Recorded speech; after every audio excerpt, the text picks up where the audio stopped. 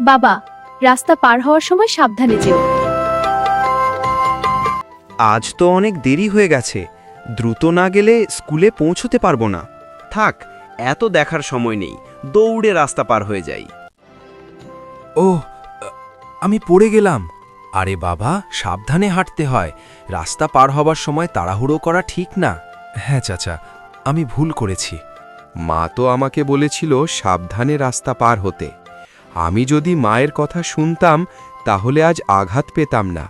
মা, আমি ভুল করেছি। তোমার কথা না শুনে তাড়াহুড়া করেছিলাম।